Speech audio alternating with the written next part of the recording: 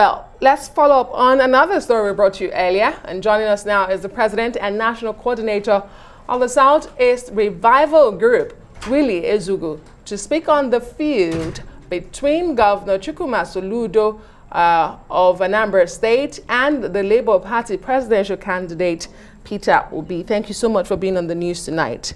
Thank you, First, thank you, Nigerians. Let's understand where you stand on this issue. What do you make of this forth and back between both gentlemen? Well, what do you want me to say? That the Labour Party presidential candidate have said it all. And when you talk of political party, I'm a member of APGA.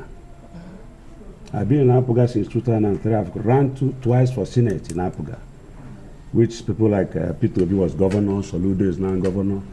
And as far as I'm concerned, like the Labour Party presidential candidate said, he's his senior brother. But very unfortunate that the senior brother could go down the road of what the governor of Anambra Anambra State have said. You see, we have been trying to clamor. In as much as you know, I'm the secretary of Conference of Nigerian Political Party. We have warned all the political party and presidential campaign organizations they should mind what they do, because we don't want violence in this election. Let them be violence free, and people should caution what they say and what they do. But unfortunately, for the main fact that this is a state where the presidential candidate of Labour came from, and is the governor of the state where he came from, Governor Soludo, I look at it as something you call, is it enviousness or jealousness that caused it for what he have said. Most of us from the Southeast are so angry about the statement he made. One is that if somebody is ambition, that's not how to get to it.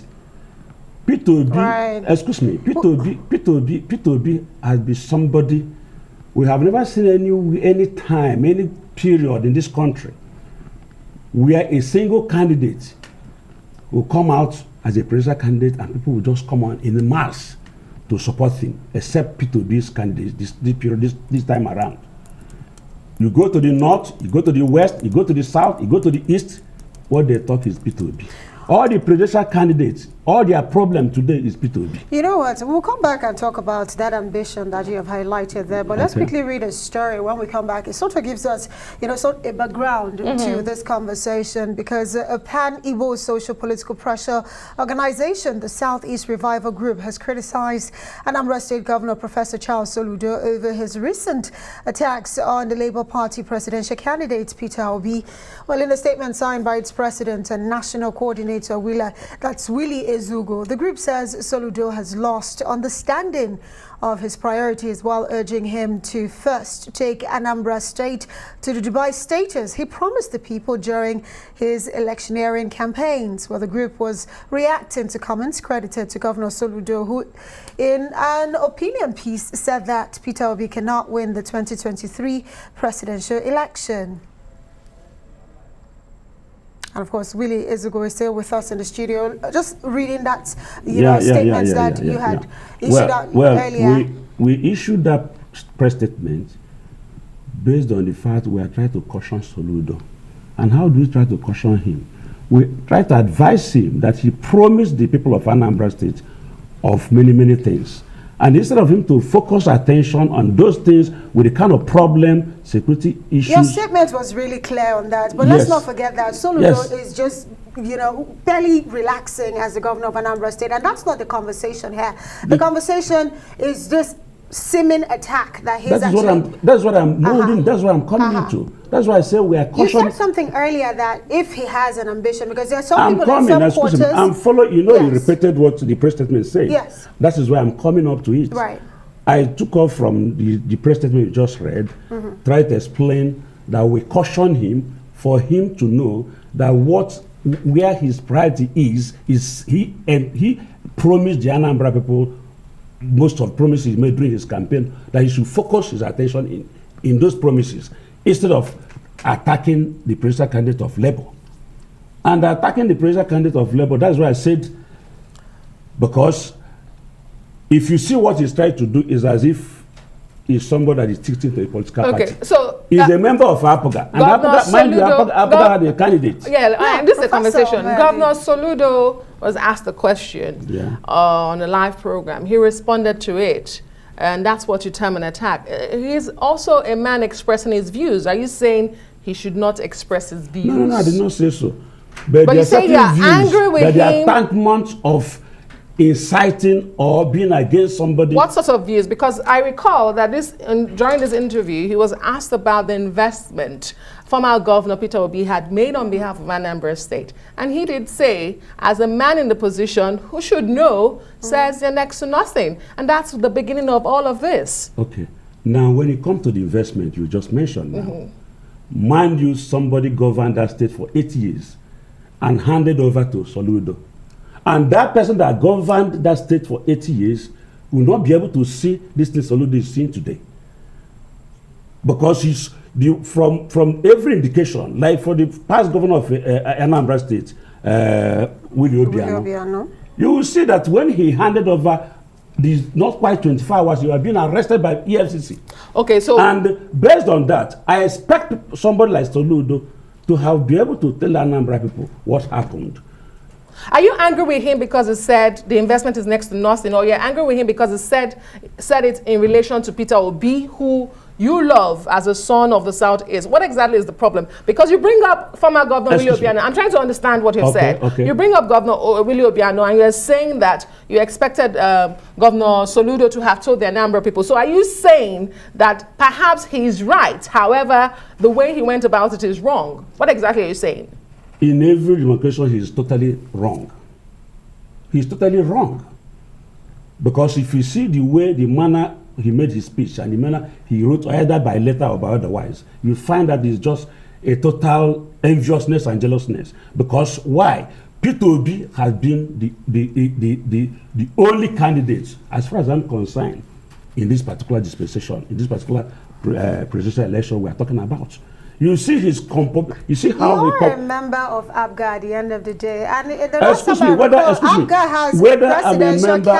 a member of APGA or not, I'm talking of Southeast Revival Group, whereby I'm the president, right? And I'm now saying that this concerns the two Southeast